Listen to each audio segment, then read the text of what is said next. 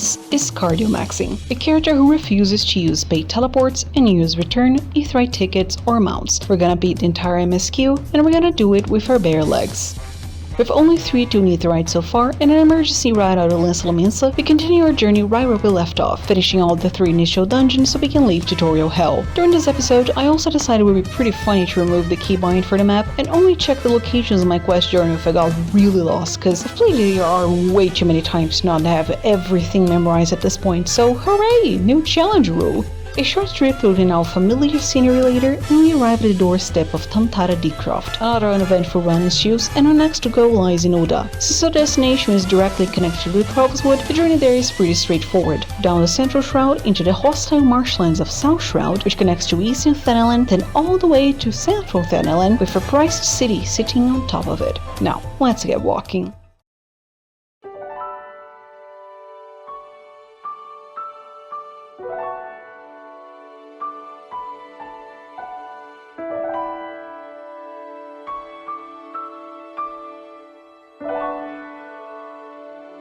The forest opens. Lush greenery gives place to the arid plateaus of Eastern Thanalan. In the horizon, we see the famed jewel of the desert, home of the Monoterris and the Sultanate, so unkind to refugees as scorching sand to parched lips. Crystallized fragments of the calamity tower over travelers seeking passage through the high bridge. Even rare sightings of water have stories to tell. A seemingly peaceful pond has the blood of the old dynasty washed by it. For the paupers, Oda is a city to be forgotten at. For the worshippers of coin and death, it's a place of opportunity and growth. But for adventurers like myself, it's not a destination on the map, like so many others to come. Speaking of which, our next destination lies in Western Thanalan. Astute viewers will recognize this location, and yes, get ready to see many times throughout A Realm Reborn. On the way there, we pass through a bard concert and what I can only describe as an audience of cat girls reproduced via mitosis. Then we leave the city, I almost get lost, but in the end I managed to finally reach our third and final of the tutorial dungeons, Copperbell Mines. No adventurous NPCs to greet us this time at the entrance though. Maybe they got tired from all the walking. This time, our tank is also a cardio enthusiast and did a beautiful wall-to-wall to speed things up. I'm so proud. Now, the game wanted me to do a solo instance and serious story shenanigans, and that's very important and all. But first, I have matters to settle with a certain location, the Goat Saucer. No more getting stuck in Lance Lominsa, and also a great source of cosmetics and emotes. Of course, I immediately got distracted by all these Nazi minigames, but I eventually did return to Oda to continue questing. With that, we finally get our proper introduction to Vesper Bay and its main centerpiece, the Scions of the Seventh Dawn, a band of nerds and good doers who take sparkly heroes such as Cardo here under their wing. It's not much for now, but at least they pay us with Gwen.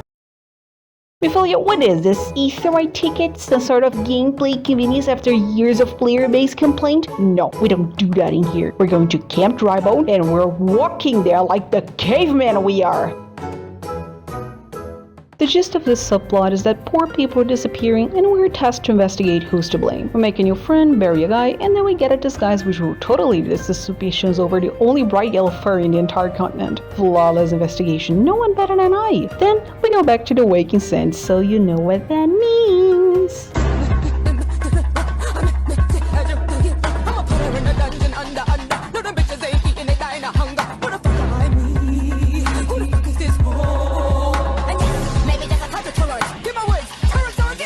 Delivery done, and we accept the quest leading to the first proper boss of AR, Ifrit, Lord of the Inferno. In a combination of our detective work, our final showdown lies in Camp Drybone. I was just there. Why did you make me go back to the Waking Sands for a stupid tutorial to do so many merry-go-round loops? Did you have anyone else to say? You know, I really brought this upon myself, didn't I?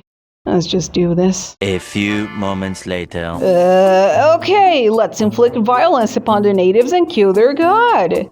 To do the Finder queue took longer than the boss himself, and it has maybe like 2 mechanics. But hey, we saved the day. And for that, we get a pat in the back after returning to...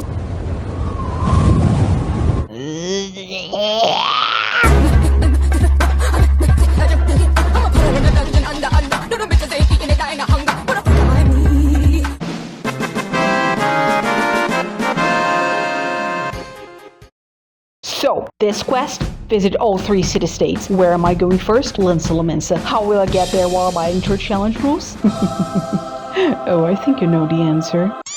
First boring lecture attended, and we can proceed the quest by exploiting our recently acquired gold saucer teleport, which leads us back to Udal for free. Then it's a simple matter of taking the night stroll through Gridania by following the same path as before. As a side note, I must say I'm really happy to step into the shroud during my favorite weather. It only shows up when Odin Fate spawned. It's really beautiful.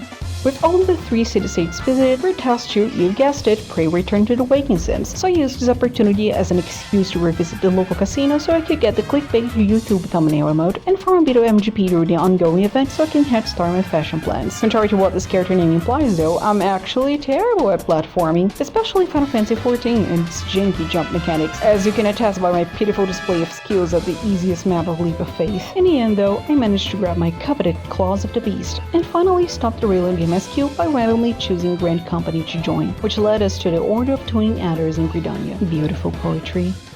You know, I was about to wrap things up for this episode, but all this talk about fashion got stuck in my head. I think it's time for a wardrobe change. Yippee! Well, it was a long day of walking, wasn't it? I think we deserve a comfy bed and a good night rest after that. After all, our journey had just begun, and we have a long road ahead of us. Take care, and until next time.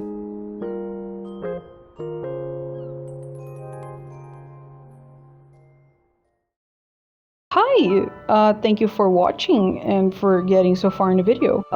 This is my second time recording this voiceover. I tried to put it on my computer first, but the audio quality was like very bad. It was even worse than on my mobile, and it couldn't get like the noise stuff and all the glitchy audio to disappear even with filters. So I just had to redo on my phone again. But in any case, I took some tips on like audio recording. Maybe the quality is a bit better than the first episode. Do let me know in the comments. And did you like Cardia's outfit? I crafted it myself, and I had like a friend send it over to her because I cannot send stuff for myself. But yeah, I really mean what I say. I'm actually going to complete all the story without ever paying for teleport or all the fancy restrictions. I don't know what I should properly call this challenge, but maybe no pay teleport really is the best option. Okay, that's all for today. Bye.